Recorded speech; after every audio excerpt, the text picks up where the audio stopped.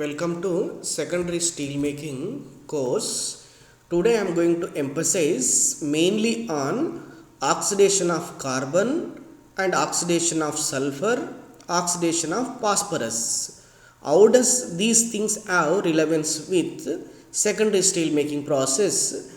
As we know, the carbon oxidation will occur within the molten metal starting from pig iron production, even in the primary steel making units. Even after the primary steel making, within the ladle, during the refining process, it takes place further reduction of carbon, where you will find the relevance of secondary steel making units such as vacuum oxygen decarbonizer, which is one of the secondary steel making unit. Similarly, sulfur, oxidation of sulfur to be further reduced. As we know, the sulfur is to an appreciable extent is reduced in pig iron production by blast furnace. But even during the oxidation process such as the primary steel making units, some amount of sulfur is getting reduced by the addition of CaO, that is primary steel making. Even further sulfur content, very less or sulfurless requirement is applicable for certain products and applications. You need to reduce the sulfur in separate ladle by addition of again CaO powder, which is secondary steel making unit process. And another, phosphorus. As we know, the phosphorus is not reduced in the pig iron production by blast furnace, but during the oxidation process using primary steel making units, it is reduced to or removed to large extent. But even phosphorus supposed to be reduced further. These things are carried out in a separate units, especially in the case of stainless steel also. Sulfur and phosphorus supposed to be reduced to very low level. So you will take separate ladle unit for the temperature adjustment as well as the phosphorus reduction. So you will add certain reagents such as sodium carbonate, those things. You will reduce the phosphorus to very low form. So those are the three important aspects with respect to the secondary steel making. Today I am going to speak in detail with respect to the oxidation of carbon, or you can call it as a decarbonization. It is among the all these particular oxidation reactions, the carbon, you will find that the product is in the form of gas such as CO. But this particular reaction has large significance during the steel making or further refining units by secondary steel making. How? Because if you want to produce ultra low carbon steel, you need to choose secondary steel making units, vacuum or inert gas purging units, further reducing the carbon, where you will find very much significance. You will find that why it is significance and why it is important. It is because that CO gas usually escapes from molten metal, either from the primary steel making units or in the refining units. It induces the stirring action in the metal as well as the slag. That is one of the important aspect. And CO gas, it also makes a foam within the slag. It's kind of bubbles are formed in the slag, which increases in another sense surface area.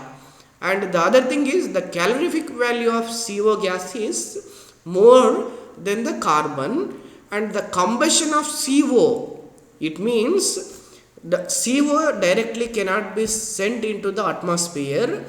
you need to convert the CO into CO2 by purging the oxygen, oxidizing environment in a ladle furnace. It means it is an energy efficient process. You in the form of CO2 you can send, and this particular schematic will give you the idea that the carbon content decrease in the carbon content, increase oxygen dissolved in the steel. When you purge or lance the oxygen, pure oxygen, the carbon will goes out as a form of CO and further CO2, but oxygen remains within the steel, hot metal. So this particular part as the application with respect to produce the ultra low carbon steels or interstitial free steels for the application of automobile applications. And see this particular schematic. This is a refractory vessel part, and this is a molten metal. This is a slag phase. This is a furnace environment gases. This particular C and O, which is happening within the metal phase. C dissolved in the metal and oxygen lancing from the top gives rise CO gas, and this particular CO will go into the slag phase and gives as that particular. So this has the relevance with the carbon removal gas. Now coming to the why this particular, let me talk more with respect to thermodynamics. So how does this particular thermodynamics point of view, you can explain the decarbonization. Assume that the carbon dissolved in the molten metal, oxygen dissolved in the molten metal gives rise CO gas. As we discussed the significance of CO gas involvement with respect to the hot metal and slag. Now see this particular effect. If there are allying addition during the secondary steel making process for the production of stainless steel or variety of steels, if you add niobium, vanadium, chromium, tungsten, molybdenum, it decreases the carbon content in the molten metal because it forms the carbides. In the form of carbides, it will go out to the slag or at grain boundaries, it will go out. If there are non-carbide formers, this particular carbon activity of carbon increases, iron or steel melt.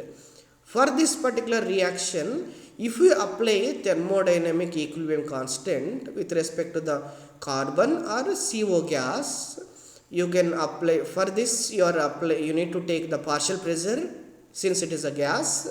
Since it is the molten metal, you are applying the Henry's law and further expansion. This is as per the A plus BT thermodynamics textbook, as it is been given constant.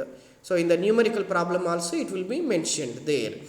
Simplified, further simplified, and that means you need to know for calculating the ratio of partial pressure of CO and equilibrium constant of CO, you need to know weight percentage of carbon and weight percentage of oxygen, and this particular Henryan coefficient carbon, Henryan coefficient for the oxygen. Assume that if we assume the Henryan coefficient for carbon and oxygen is unity, because there will be very low concentration in the molten metal, so you assume as unity. Then if you take weight percentage of carbon value is 0.05 and FCFOR 1, and if you substitute 0.05 carbon, so you will be getting 0.05. PCO is, if you assume partial pressure for the carbon monoxide is equal to 1, so you will be getting the equilibrium weight percentage of oxygen 0.0405 at a temperature of 1873. Similarly 0.1, 0.5. You can draw the graph and you can conclude that there will be some certain trend which evolves with respect to these things. Now coming to the oxidation of sulfur. Desulfurization. So assume that the sulfur dissolved in the molten metal, oxygen lancing gives rise to this reaction. S2 as a gas form and oxygen remains in the molten metal. And if you apply the equilibrium constant, since it is this particular thing is going as a gas form, and you are applying the again Raoult's activity, weight percentage of oxygen, and Henry's law you applied for this thing, and further simplifying you will be getting these things. And understand these few points about the sulfur, that it exhibits negative deviation with respect to the Raoult's law line, and there will be strong bond forms with iron and sulfur. Iron sulfide form, it removed as a iron sulfide slag, and activity coefficient of sulfur increases if carbon, silicon, phosphorus increases, because it will not take out the sulfur along with these elements carbon, silicon, phosphorus. That's why sulfur activity increases in the hot metal. Now what are the requirement you need to remove the sulfur? You need I equilibrium constant value, and you need Henry coefficient for the sulfur I value, and activity coefficient of oxygen supposed to be I, so that gaseous form it will go out, and low value of weight percentage with oxygen dissolved in the molten metal supposed to be very low. And these are the very important with respect to the sulfur removal. And with respect to the secondary steel making, why you need to reduce the sulfur further, how do you reduce, these are the thermodynamics aspect which involves, you can explain with respect to the secondary steel making with good enough matter. Coming to the oxidation of phosphorus, that means dephosphorization. Assume that the phosphorus dissolved in the hot metal, oxygen, some amount of oxygen is there, it gives rise P2O5. In a primary steel making process, this particular P2O5 as a liquid form goes out. The thermodynamics condition A plus Bt value is this much, and temperature, at this particular temperature it is positive. If you apply the equilibrium constant for this equation, it follows like this. Simplifying and further simplifying, this particular right side Ellingham diagram will gives you that mainly the phosphorus reduced in the basic steel making units, the either refractories also, and the reactions and the addition of this particular lime, all those particular things supposed to be basic oxides. If it is in the basic oxygen or basics in the nature, it can be removed with less difficulty. It can be removed to large extent. The phosphorus can be removed large extent. These are the Raoultian law, and when you need to apply for the Raoult's law and Henry's law for these things. And when you simplify further, this is left side and this is RHS side. This left side is assumed as a dephosphorization index. How much phosphorus is removed in the primary steel making and how much is remained in the hot metal. If you need to further decrease the phosphorus, what do you need to do?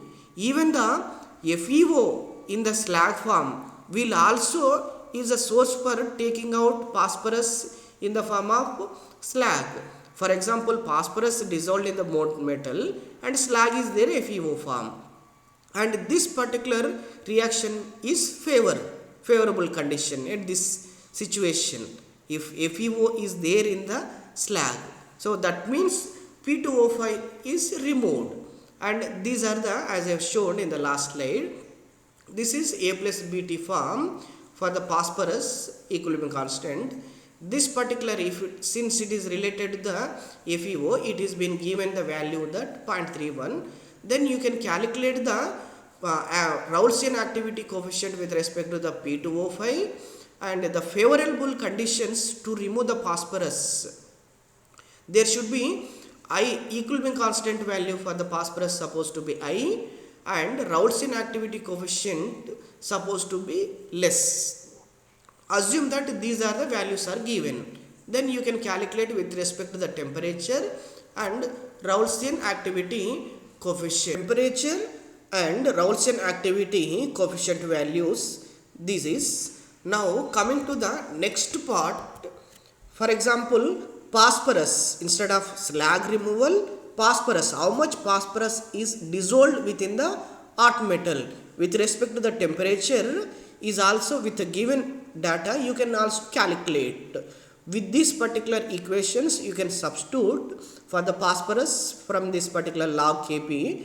For the temperature value, if you substitute you can get this particular thing. Similarly from this particular last slide, with respect to the P2O5 with using this formula gamma P2O5 you can also calculate gamma P2O5 also you can calculate from the previous equation or this equation.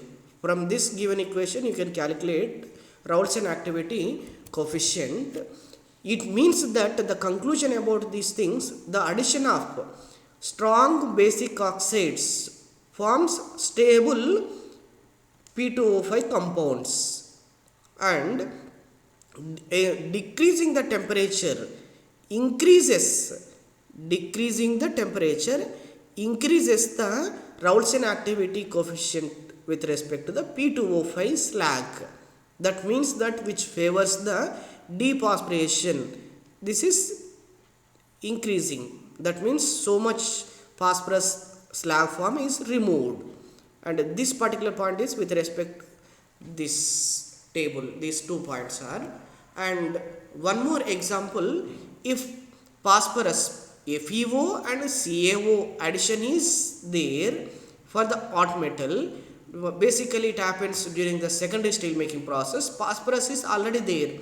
You want to reduce phosphorus further and you add lime powder and FeO in the slag and CaO entered from the outside gives rise to this particular form. To again some amount of phosphorus is reduced, this particular thing. This particular K9 is with respect to the phosphorus only. You can simplify further and you can get this particular equation. It gives the conclusion that activity coefficient with respect to the CaO is very high. It means that the lime dissolution is very high and basic slag is required such as CaO. For FeO, in the slag should be very high. Then this particular reactions are possible.